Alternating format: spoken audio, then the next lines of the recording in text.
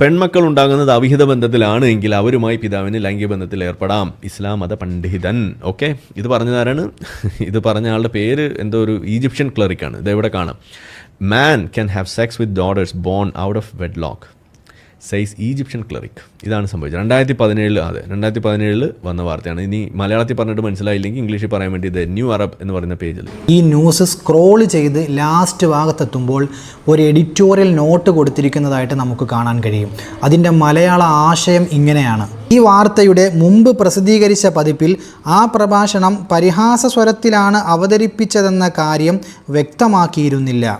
അതിനാൽ പണ്ഡിതൻ്റെ, അതായത് ഇമാം ഷാഫിഈ റളിയല്ലാഹു അൻഹുവിൻ്റെ വാക്കുകളെ അങ്ങനെ വ്യാഖ്യാനിക്കുന്നത് അസംബന്ധമാണെന്ന് പ്രഭാഷകൻ തന്നെ സമ്മതിച്ചിരുന്നുവെന്ന വസ്തുത ഉൾപ്പെടുത്തുന്ന രീതിയിൽ ലേഖനം പിന്നീട് തിരുത്തിയിരിക്കുന്നു. ഡെയിലി മെയിൽ പോലെയുള്ള ന്യൂസ് പോർട്ടലുകൾ അവർക്ക് പറ്റിയ തെറ്റ് തിരുത്തുകയും വി അപ്പോളജൈസ് ടു മിസ്റ്റർ അൽ സർസാവിയോട് മാപ്പ് പറയുകയും ചെയ്തിരിക്കുന്നത് നമുക്ക് കാണാൻ കഴിയും. ഇതൊരു വ്യാജ വാർത്തയാണെന്ന് ബോധ്യപ്പെടുന്നതിലൂടെ ആരിഫ് ഹുസൈൻ കൊണ്ടുവന്ന ഒന്നാമത്തെ യമണ്ടൻ കളവാണ് ഇവിടെ പൊളിഞ്ഞിരിക്കുന്നത്.